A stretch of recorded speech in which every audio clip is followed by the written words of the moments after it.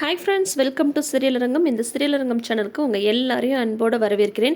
அழகே அழகு சீரியலில் இன்றைக்கி என்னெல்லாம் நடந்திருக்கு, நேற்று நாம் இதுதான் நடக்க போகுதுன்னு சில விஷயங்களை ப்ரெடிக்ட் பண்ணியிருந்தோம். அதே மாதிரி நடந்திருக்கான்னு பார்த்தலாமா? நம்ம எந்த ஒரு விஷயத்துக்கும் அடக்கி வாசிச்சோன்னு வைங்களேன், நம்ம எதிர்பாராத சர்ப்ரைஸ் கிடைக்கும். ஆனால் ஓவராக அலப்பறை பண்ணோன்னு வைங்க, கடைசியில் பார்த்தா ஆப்பு நம்மளுக்கே தான் வரும்.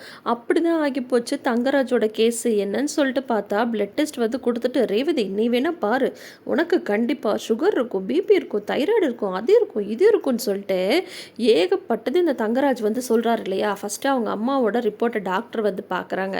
அதில் பார்த்தா நார்மலாக இந்த ஏஜுக்கு உண்டானது உங்களுக்கு எல்லாமே கரெக்டாக தான் இருக்குது, பரவாயில்லன்ற மாதிரி சொல்லிட்டாங்க. அடுத்தது பார்த்தா ரேவதியோட பிளட் டெஸ்ட் ரிப்போர்ட்டை பார்க்க சொல்கிறாரு நம்மளோட தங்கராஜ்.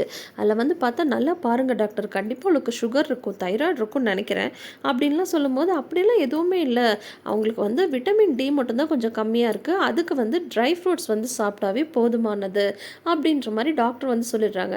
அடுத்தது உங்களோடது பார்த்துடலாமான்னு கேட்கும்போது, பாருங்கள் நான் பயங்கர ஃபிட் அண்ட் ஃபேட்டாக இருக்கேன், அதனால் எனக்கு எந்த பிரச்சனையும் இருக்காது, நான் எவ்வளோ ஹெல்த்தியாக இருக்கேன்னு எனக்கே தெரியுது அப்படின்னு சொல்லும்போது, தங்கராஜுக்கு ஆப்பு வைக்க வேறு யாருமே தேவையில்லைங்க, அவங்க அம்மாவே போதும். சொல்லப்போனால் ரேவதியை தங்கராஜோட அம்மா அது இதுன்னு ஏதாவது சொன்னாலுமே தங்கராஜிட்ட யாரெல்லாம் இந்த மாதிரிலாம் பேச முடியாதோ அதெல்லாம் கரெக்டாக அவங்க அம்மா தான் செமையாக பேசி நோஸ் கட் கொடுப்பாங்க. பயங்கரமாக தங்கராஜுக்கு பல்ப் கொடுக்குறது யாருன்னு பார்த்தீங்கன்னா ஃபஸ்ட்டு அவங்க அம்மா தான். இப்போ டாக்டர் தங்கராஜோட ரிப்போர்ட்டை பார்த்துட்டு நேற்று நம்ம சொன்னோம்ல அதே தாங்க சொல்கிறாரு. சொல்ல போனால் அதுக்கு மேலேயே சொல்கிறாரு.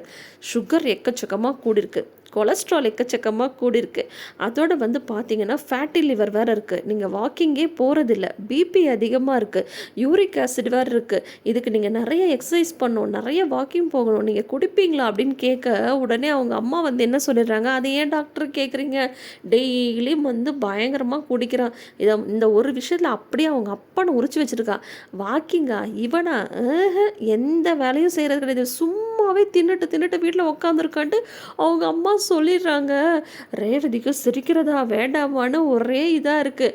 தங்கராஜுக்கு நிஜமாவா அந்த மாதிரிலாம் இருக்குது, எனக்கு வாய்ப்பே இல்லை அப்படின்னதும் நிஜமாவே அப்படிதாங்க இருக்குது, உங்களுக்கு சுகரு பிபி எல்லாமே இருக்குது, ரெகுலராக வாக்கிங் போகணும், ஆயில் ஐட்டம்ஸ்லாம் நிறைய சாப்பிடக்கூடாது, உங்களுக்கு கொலஸ்ட்ரால் இருக்குது, யூரிக் ஆசிட் இருக்குது, அதுக்கு தகுந்த ஃபுட்டு தான் எடுத்துக்கணும் அப்படின்ற மாதிரி டாக்டர் கண்டிஷன் மேலே கண்டிஷன் போடுறாங்க. இதெல்லாம் கேட்கும்போது நம்ம குழுன்னு இருக்குல்ல.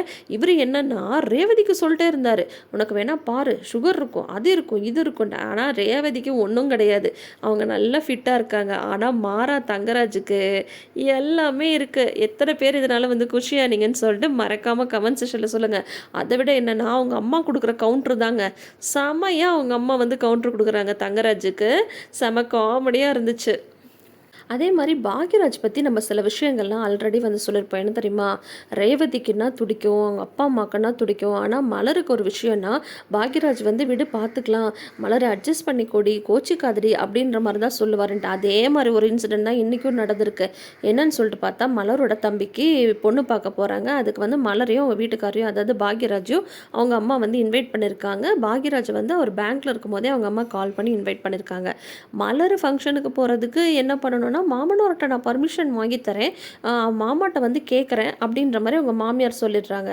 அதுக்கப்புறம் இந்த மாதிரி அத்தை ஃபோன் பண்ணாங்க, கார்த்திக் பொண்ணு பார்க்குறாங்களாமே, நம்மளை வர சொல்லியிருக்காங்க அப்படின்னா, ஆமாம் நான் அத்தைக்கிட்ட கேட்டேன், அவர் மாமாட்ட கேட்டு சொல்கிறேன்னு சொல்லியிருக்காங்க அப்படின்னு சொல்லும்போது உடனே பாக்யராஜ் போய் அவங்க அம்மாட்ட கேட்குறாங்க, மலரோட தம்பிக்கு பொண்ணு பார்க்க போகிறாங்களா, அதனால் எங்களையும் வர சொல்லியிருக்காங்க, நாளைக்கு நாங்கள் போயிட்டு வந்துடுவா அப்படின்னதும், என்னது மலரோட தம்பிக்கு பொண்ணு பார்க்குறாங்களா அப்படின்னு ராகவன் கேட்க, உடனே அவங்க அம்மா சொல்கிறாங்க, ஆமாங்க மலர் கூட என்கிட்ட சொன்னா, நான் தான் உங்ககிட்ட கேட்டு சொல்கிறேன்னு சொன்னேன், ஆனால் மறந்து போச்சு அப்படின்னதும், அதுக்கு எதுக்கு 2 பேர் போகணும், மலரை மட்டும் அனுப்பி வை போதும், அதுக்கப்புறம் கல்யாணம் காட்சின்னு நிறைய விசேஷம் வரும்ல, அதுக்கு மட்டும் எல்லாம் போய்க்கலாம் அப்படின்ற மாதிரி சொல்லிடுறாங்க.